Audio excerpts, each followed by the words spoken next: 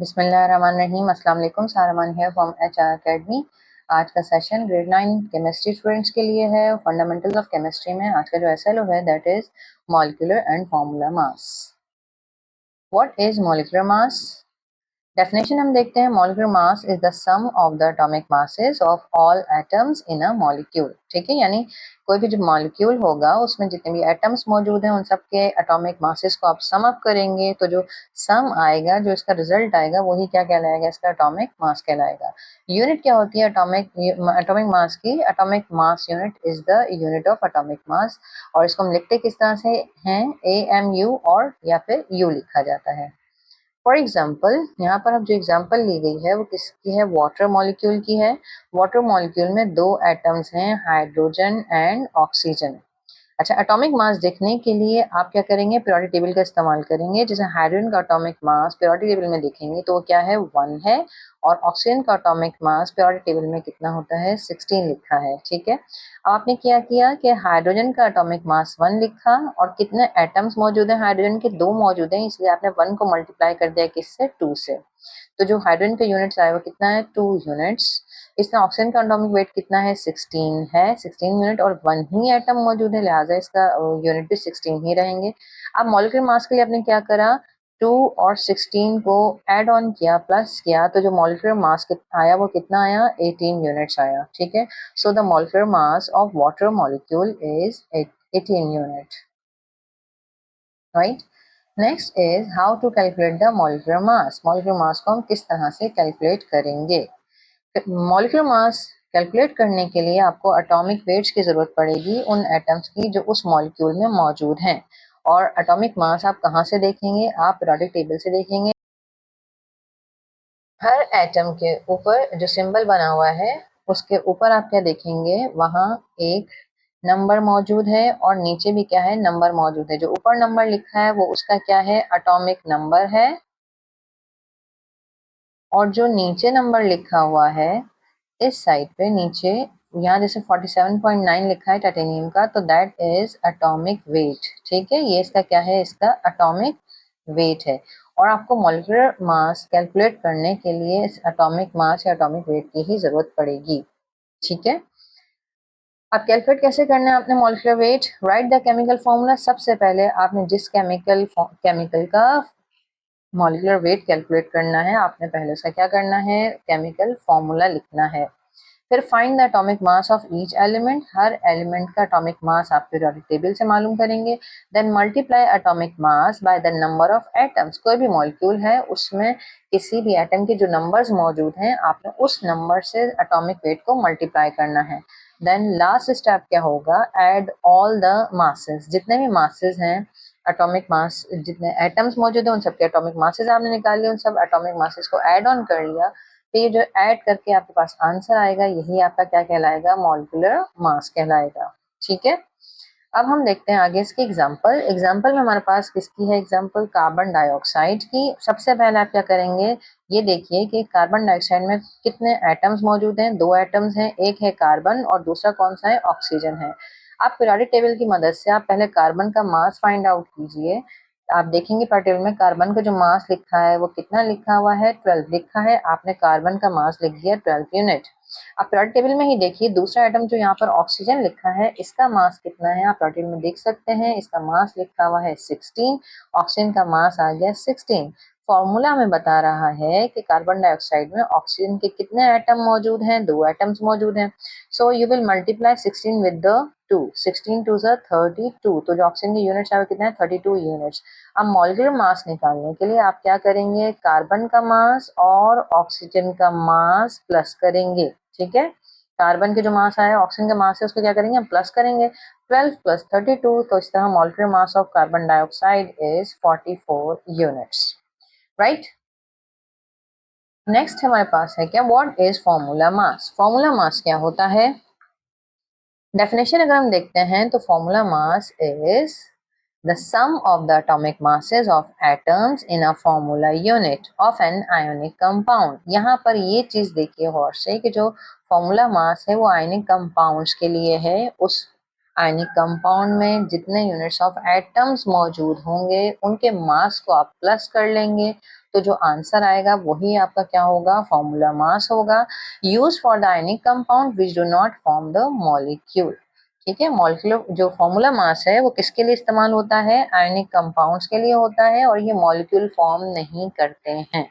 Basic difference यही है कि जो मॉलिक्यूलर मास है वो मॉलिक्यूल के लिए है, और जो फॉर्मूला मास है वो किसके लिए है, आयनिक कंपाउंड के लिए है, जिसमें आयंस मौजूद होते हैं। आपने क्या करना होता है, उन्हीं आयंस का एटॉमिक वेट आप निकालते हैं, अगेन पीरियोडिक टेबल की मदद से निकालेंगे और उनको प्लस वन कर लेंगे आप, तो जो आंसर आएगा वो आपका क्या होगा, फॉर्मूला मास होगा। एटॉमिक मास के लिए आप पीरियोडिक टेबल का ही इस्तेमाल करेंगे।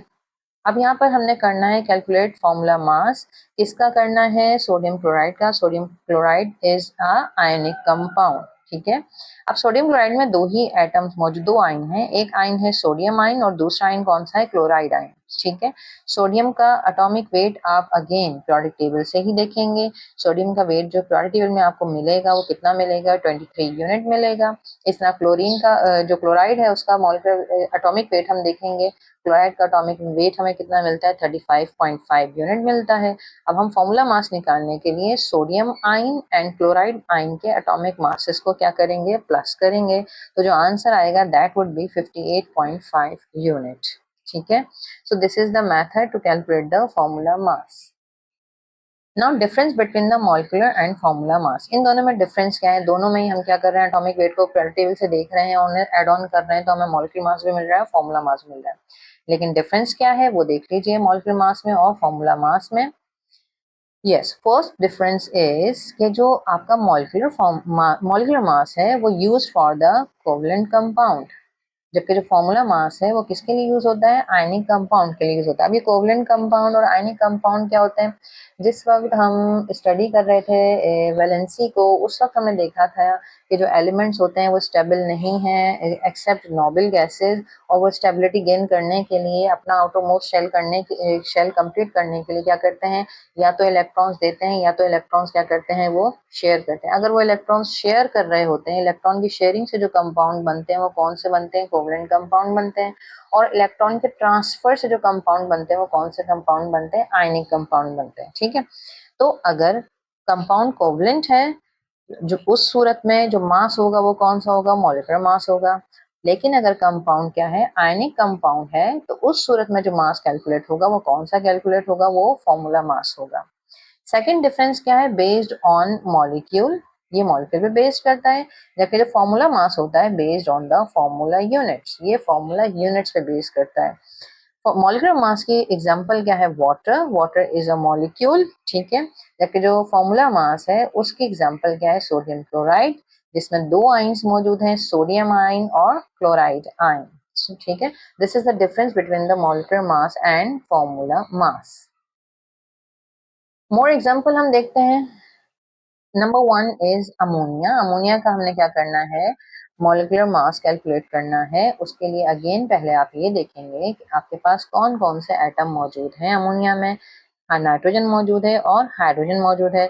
आप फिर क्या करेंगे, पीरियोडिक टेबल से नाइट्रोजन का मास देखेंगे, एटॉमिक वेट देखेंगे, और हाइड्रोजन का एटॉमिक वेट देखेंगे। पीरियोडिक टेबल को देखते हुए हमें नाइट्रोजन का एटॉमिक वेट जो मिला वो मिला 14, और जो हाइड्रोजन का एटॉमिक वेट मिला हमें वो कितना मिला, 1 मिला है। ठीक है, अब यहाँ पर ये देखिए कि नाइट्रोजन का एक ही एटम मौजूद है, जबकि हाइड्रोजन के कितने एटम मौजूद हैं, 3 एटम मौजूद हैं। ठीक है, क्योंकि हाइड्रोजन के 3 एटम मौजूद हैं इसीलिए हाइड्रोजन के वेट को हम किससे मल्टीप्लाई करेंगे, 3 से मल्टीप्लाई करेंगे, तो जो टोटल यूनिट हाइड्रोजन के आए वो कितने आ गए, 3 आ गए। नेक्स्ट स्टेप में हम क्या करेंगे, नाइट्रोजन के वेट में हम प्लस कर लेंगे किसको, हाइड्रोजन के यूनिट्स जो आए हैं +3। ठीक है, अब इन दोनों को प्लस करने के बाद हमारे पास आंसर क्या आ जाता है, मॉलिक्यूलर मास आता है 17 यूनिट्स। ठीक है, नेक्स्ट हमारे पास एग्जांपल है किसकी, कैल्शियम क्लोराइड। कैल्शियम क्लोराइड का हमने क्या करना है, फॉर्मूला मास कैलकुलेट करना है, ये आयनिक कंपाउंड है। अब इसके लिए आपने फिर से कैल्शियम का मास पीरियोडिक टेबल से देखना है, एटॉमिक वेट देखना है, और क्लोरीन का क्लोराइड जो है, क्लोराइड आयन का एटॉमिक वेट भी आपने कहाँ से देखना है, पीरियोडिक टेबल में देखना है। जब पीरियोडिक टेबल में दिखते हैं तो आपको कैल्शियम का जो वेट मिलता है वो 40 मिलता है, और क्लोराइड का जो एटॉमिक वेट मिलता है वो कितना मिलता है आपको, 35.5 मिलता है। अब कैल्शियम का यहाँ पर एक ही एटम मौजूद है, और क्लोरीन जो क्लोराइड है उसके कितने एटम्स मौजूद हैं, 2। ठीक है, 2 आयंस मौजूद हैं। अब इसलिए आप क्या करेंगे, कैल्शियम तो 40 ही रहेगा, लेकिन जो क्लोराइड है उसका जो वेट आपने निकाला है 35.5, इसको आप किससे मल्टीप्लाई कर देंगे, 2 से मल्टीप्लाई करेंगे तो ये क्या हो जाएगा, 71 हो जाएगा। इसके बाद नेक्स्ट स्टेप में आप क्या करेंगे, जो कैल्शियम का वेट है 40 और इसमें आप प्लस कर देंगे किसको, जो आपने क्लोराइड का टोटल वेट निकाला है दैट इज 71, और जब इन दोनों को प्लस करेंगे तो आपके पास आंसर क्या आ जाएगा, yes, 111 units. So this is the example of the molecular mass and formula mass. Now importance in chemistry. अब chemistry में इसकी importance क्या है? Number one, helps in stoichiometry. Stoichiometry मैंने आपको बताया था, कोई भी chemical reactions होता है तो अगर हम उसमें कोई quantitative analysis कर रहे होते हैं, quantitative analysis का मतलब आप quantity मालूम कर रहे हो reactants की या प्रोडक्ट्स की या कोई भी इस तरह की कैलकुलेशन कर रहे हैं जिसमें क्वांटिटेटिव एनालिसिस इन्वॉल्व है, तो आप उसको क्या कहते हैं, स्टोइकियोमेट्री कहते हैं। स्टोइकियोमेट्री में फॉर्मूला मास हो या फिर मॉलिक्यूलर मास हो, दोनों ही हेल्प आउट करते हैं। Second is use to find the moles and mass of substances. ये यूज होता है किसमें, मोल्स और मास ऑफ सब्सटेंसेस को कैलकुलेट करने में। And third is needed in chemical equations calculation. अभी ऊपर आपको बताया कि केमिकल इक्वेशंस की कोई भी कैलकुलेशन होगी उसके लिए आपको फॉर्मूला मास और मॉलिक्यूलर मास की जरूरत पड़ेगी। नाउ समरी, मॉलिक्यूलर मास हमने देखा, मॉलिक्यूलर मास किसके लिए है, मॉलिक्यूल्स के लिए है जो कि कोवलेंट कंपाउंड्स होते हैं, जबकि जो फॉर्मूला मास है that is for the formula units जो कि क्या होते हैं, आयनिक कंपाउंड होते हैं। Both are calculated by adding the atomic masses, यानी कॉमन चीज ये है चाहे आप फॉर्मूला मास कैलकुलेट कर रहे हैं या मॉलिक्यूलर मास कैलकुलेट कर रहे हैं, आपने तमाम एटॉमिक मासेस को सिर्फ ऐड करना होता है।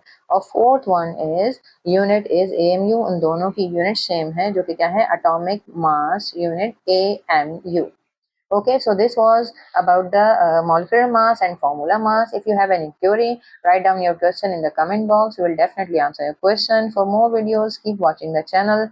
Thanks for watching. Don't forget to like, comment and share. Take care of yourself. Allah Hafiz.